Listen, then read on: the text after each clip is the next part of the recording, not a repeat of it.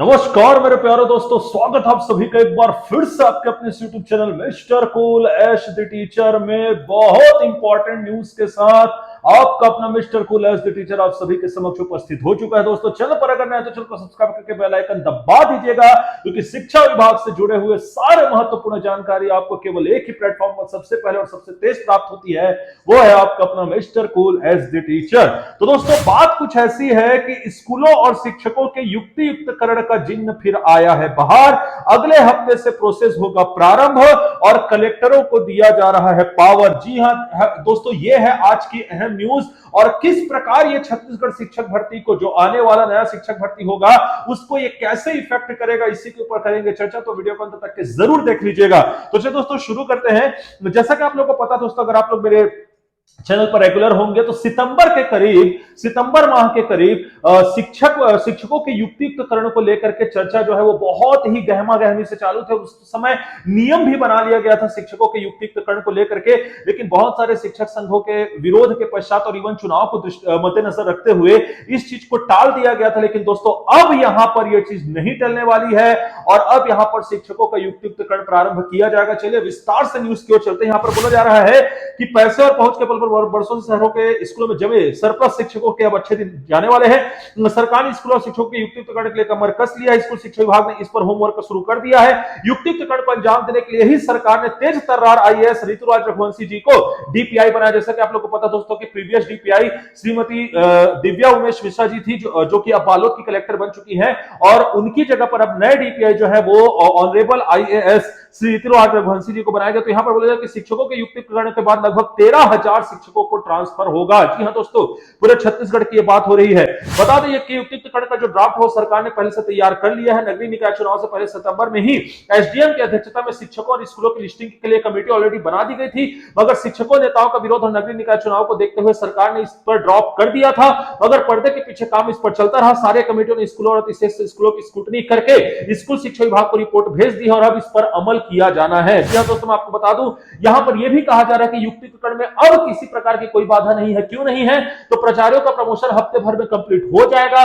इसके बाद युक्तियुक्तकरण में कोई रोड़ा नहीं रहेगा, राजनीति भी नहीं, क्योंकि खुद मुख्यमंत्री जी विधानसभा में युक्तियुक्तकरण के जरिए शिक्षकों की कमी को दूर करने का ऐलान कर चुके हैं। पिछले दिनों सीएम हाउस में हुई हाई प्रोफाइल बैठक में भी मुख्यमंत्री ने स्पष्ट तौर पर कहा था कि जिन स्कूलों में बच्चे कम हैं उन्हें पास के स्कूलों में मर्ज कर दिया जाए। इसी तरह यहां अतिशेष शिक्षक है, युक्तियुक्तकरण कर उन्हें वहां पोस्ट किया जाए। क्या दोस्तों, पिछली बार भी ये बात चली हुई थी कि जहां पर कम स्टूडेंट है, कम से कम 20 का दायरा जो है वो रखा गया था दोस्तों। जहां पर इससे कम बच्चे हैं तो यहां पर आसपास की स्कूलों को मर्ज करने की जो योजना है वो भी यहां पर युक्तियुक्तकरण में बनाई गई है। आगे क्या बोला जा रहा है? डीपीआई जल्द लेंगे बैठक। सूत्रों का कहना है कि नए डीपीआई ऋतुराज रघुवंशी को नियुक्ति के साथ ही सरकार के निर्देश मिले हैं कि गर्मी की छुट्टी के बाद जब स्कूल खुलेंगे तब तक युक्तियुक्तकरण की प्रक्रिया पूरी हो जाए, ताकि शिक्षक विहीन और सिंगल टीचर वाली स्कूलों में शिक्षकों की उपलब्धता हो जाए। पता चला कि डीपीआई जल्द ही इस संबंध में अहम बैठक लेने वाली है। अब यहां पर मैं आपको बता दूं दोस्तों कि इसके लिए जो पूरा पावर है वो कलेक्टर के हाथ में सौंप दिया गया दोस्तों। जी हां, बिल्कुल आपने ठीक सुना, क्योंकि कलेक्टरों को ग्राउंड रियलिटी की जानकारी होती है, इसलिए शिक्षकों की पोस्टिंग में कलेक्टरों की जिम्मेदारी दी जा रही है। यहां तक कि व्याख्याता तक की पोस्टिंग की जवाबदेही कलेक्टर को सौंपी जा रही है। काउंसलिंग के जरिए अतिशेष शिक्षकों की पोस्टिंग की जाएगी। तो यहां पर एक बहुत ही इंपॉर्टेंट लाइन हमको देखने के लिए दोस्तों, काउंसलिंग के माध्यम से यह होने वाला है। 13,000 शिक्षक अतिशेष। जी हां दोस्तों, छत्तीसगढ़ में 13,000 शिक्षक अतिशेष है जो कि बिना काम के पगार ले रहे हैं। इनमें 7,300 अतिशेष और स्कूलों के बाद करीब 6,000 शिक्षक और अतिशेष निकल रहे हैं, यानी 13,000 से अधिक शिक्षक एक्स्ट्रा हैं। कई स्कूलों में बच्चे कम और टीचर ज्यादा हैं, खास करके शहरों के स्कूल में शिक्षकों से भरे पड़े और गांवों में बड़ी संख्या में ऐसे स्कूल है जहां एक भी टीचर नहीं है। 100 से अधिक स्कूल ऐसे जहां 4 से 5 शिक्षक हैं और इससे अधिक शिक्षक। दुर्ग शहर के एक मिडिल स्कूल में 90 बच्चों पर 11 शिक्षक तैनात हैं। ये शिक्षकों की पोस्टिंग में भर्राशाही का नमूना है। जी हां दोस्तों, 300 स्कूल शिक्षा विहीन है। स्कूलों को मर्ज करने की योजना बनाई जा रही है। 20 बच्चों पर एक स्कूल की तैयारी की जा रही है और इस पूरी प्रक्रिया को मिलाकर के 5,000 नए शिक्षक जो है वो मिल जाएंगे। क्योंकि दोस्तों मैं आपको बता दूं कि इस समय 300 ऐसे स्कूल है जो कि 300 स्कूल है जिसमें एक भी शिक्षक नहीं है और 5,500 ऐसे स्कूल हैं जो कि सिंगल टीचर के भरोसे चल रहे हैं। तो यह थी दोस्तों एक बहुत ही बड़ी न्यूज और युक्तियुक्तकरण को लेकर के प्रक्रिया जो है वो जोरों शोरों से आरंभ कर दी गई है। अब जैसे कि मैंने आप लोगों को बताया दोस्तों कि किस प्रकार से छत्तीसगढ़ में होने वाली नई शिक्षक भर्ती को अफेक्ट कर सकता है, क्योंकि दोस्तों आप लोगों ने यहां पर स्पष्ट रूप से देखा कि कुल मिलाकर के 13,000 के करीब से शिक्षक निकल रहे हैं। आपको अगर याद होगा, चल पर अगर आप मेरे रेगुलर होंगे, तो पिछले साल की विधानसभा बैठक में भी ऑनरेबल सीएम जी ने यह घोषणा की थी कि युक्तियुक्तकरण के द्वारा शिक्षकों की कमी को पूरा किया जाएगा, उसके बाद फिर नई शिक्षक भर्ती लाई जाएगी। तो दोस्तों, ये जो युक्तियुक्तकरण की प्रक्रिया, ये हमें दो सिग्नल देता है।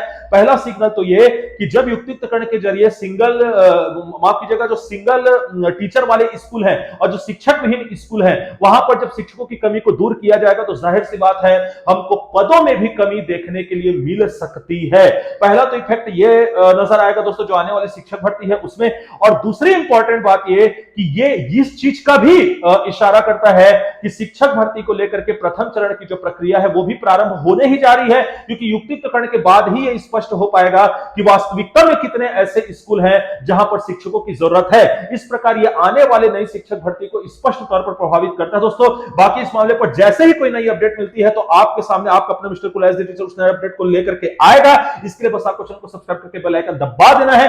टेलीग्राम चैनल को जरूर ज्वाइन कर लेना, क्योंकि एक चयनित शिक्षक से अच्छा आपको नई शिक्षक भर्ती की तैयारी कोई नहीं करवा सकता दोस्तों। उसके मटेरियल्स आपको उपलब्ध हो जाएंगे टेलीग्राम चैनल पर, तो इसलिए टेलीग्राम चैनल को ज्वाइन कर लीजिएगा। इससे जुड़े हुए या किसी भी चीज से जुड़े हुए किसी प्रकार के अपनी क्वेरीज को दूर करने के लिए आप मुझे इंस्टाग्राम पर जरूर फॉलो करें। मैं मिलूंगा आपसे नेक्स्ट वीडियो में, तब तक के लिए आप अपना और अपने से जुड़े लोगों का बहुत अच्छे से रखिएगा ख्याल। धन्यवाद।